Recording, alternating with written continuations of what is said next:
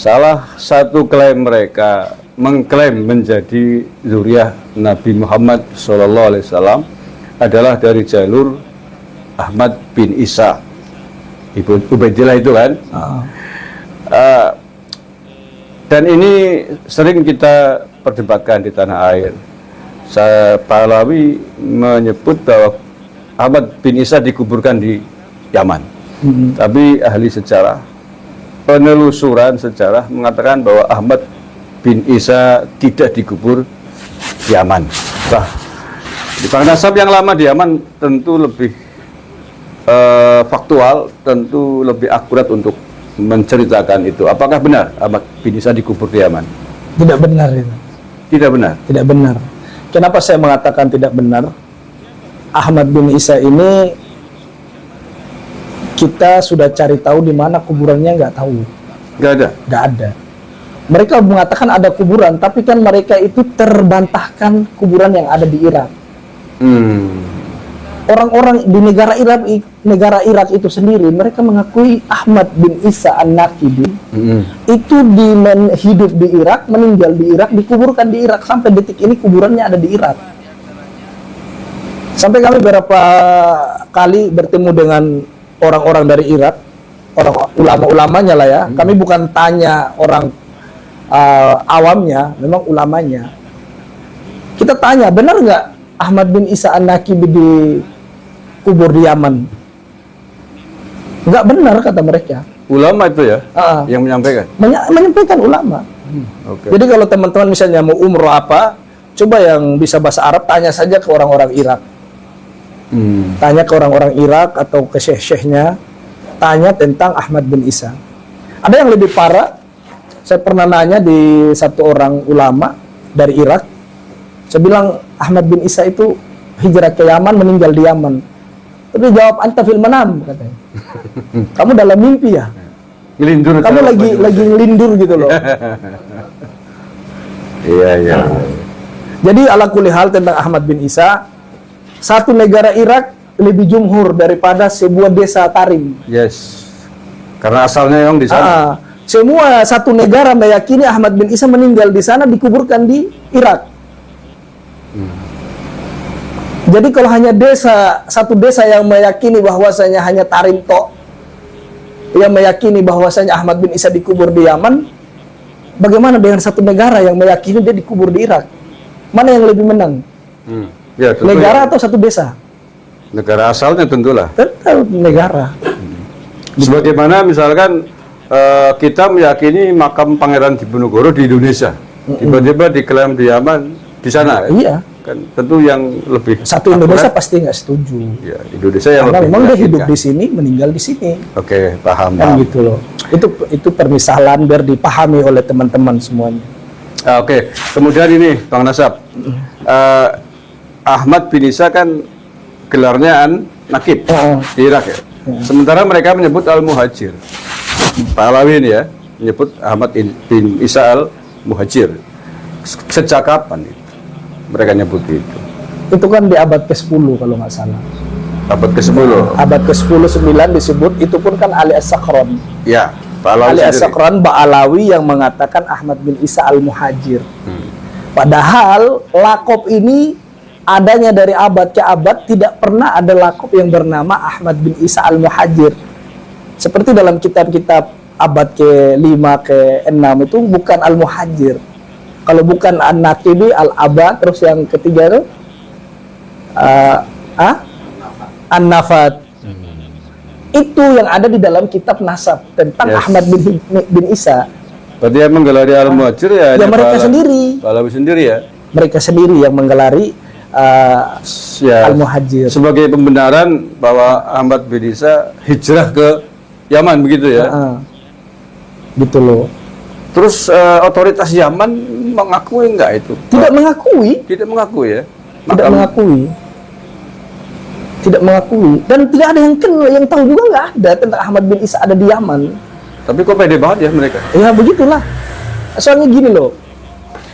Dulu ada nakoba di Yaman itu ada cuma 2 nakoba. Ada Bani Hashim dan Al-Hasani. Ba'alawi, sebagian Ba'alawi itu masuk ke Nakobah Bani Hashim. Itu ahli tarikh. Saya kalau di Yaman dibolehkan untuk video orang-orang yang saya tanyakan ke ahli sejarah, itu sudah rungkat dari Yaman sebenarnya. Gitu loh. Jadi kita tanya tentang ahli sejarah tentang bahwasanya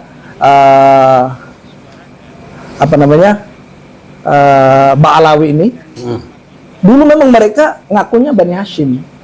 Tapi kan orang-orang Bawazir ini tidak setuju karena tidak musajar ke Bawazir mereka.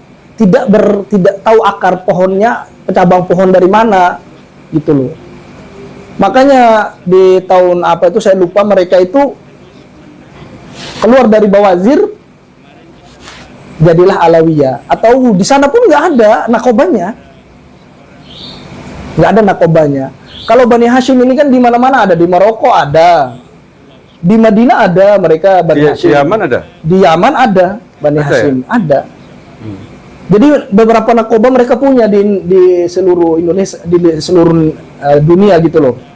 Jadi kalau dibilang bahwasanya Ba'alawi ada nakoba, ya kan mereka baru-baru keluar dari Bani Hashim. Jadi otoritas negara resmi Yaman ada di sana ya, nakoba resmi Said Bani Hashim di sana. Ada. Mereka Kemudian, ada. Dan mereka ada rumah besar malahan. Ada, rumah besar mereka itu adanya di Kuil Bawazir. Itu diakui oleh negara? Diakui. Diakui. Oke. Kemudian nakoba ini mengakui nggak nasab Ba'alawi sebagai Zurah? Tidak. Saya datang ke Kuil Bawazir, itu rumah besarnya Bawazir yang ada di, kalau kita jalan ke Mukalla itu lurus terus ke arah Sihir. Kalau dari Mukalla kita belok kiri ke Kuil Bawazir. Itu saya pernah masuk ke situ karena saya juga punya teman orang Bawazir. Kita nanya tentang nasab Ba'alawi ini. tentang Alawiyah atau Robito Alawiyah, memang ada nggak nakoba seperti ini? Mereka bilang nggak kenal. Tapi kalau kenal hanya Al-Atos, Al-Jupri, mereka hanya kenal begitu aja. Nah, Nama pam seseorang. tapi tidak diakui sebagai famnya Bani Hashim ya? Tidak. Ada yang lebih parah lagi dari Bawazir itu mengatakan, ya seperti sudah sering saya sampaikan ya, kanahum fil manam. Jadi mereka itu seperti dalam mimpi ngaku-ngaku durian Nabi. Tapi apakah di sana tidak ada sanksi hukum? Ya karena memang negara Yaman ini kan tidak ada negara yang tidak ada pemerintah yang sah sampai detik ini. Karena itu konflik ya? Konflik. Negara Yaman ini tidak ada pemerintah yang sah. Baik selatan maupun utara ya? Maupun utara. Masih di atas ambang-ambang pemerintahnya. Apalagi sekarang Janub ini kan diambil oleh 7 kabilah yang kuat. Dan itu tidak ada sama sekali Ba'alawi yang masuk di situ. Kalaulah mereka punya kekuatan di Hadramaut, seharusnya Masuk ya? Ba'alawi ikut mengamankan Yaman Janub. Tapi nyatanya enggak. Malahan dari kabilah Al-Kathiri, terus kabilah-kabilah lain, kabilah-kabilah besar yang menjadi pemimpin sekarang ini ada di Janub. Dan Ba'alawi tidak tercantum di situ. Termasuk hari ini kan sedang dibombardir oleh Amerika itu. Makanya kemarin saya bilang, kenapa para Ba'alawi nggak pergi ke Yaman mengamankan tanah leluhur asal-usul nenek moyang kan? Iya, kan perang.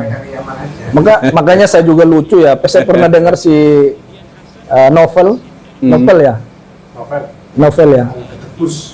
Itu kan pernah mengatakan selama ada Habib di dalam satu negeri itu negara nggak akan pernah perang. Pasti aman katanya kan. Pertanyaan saya, kalau katanya Ubaidillah lahir di Hadramaut. Terus Nabi mereka Umar bin Khattab ada di Hadramaut. Kenapa Yaman dibombardir terus? Negara yang tidak pernah aman sampai hari ini. Jadi jangan takabur kalau jadi manusia bicara itu. Gitu loh.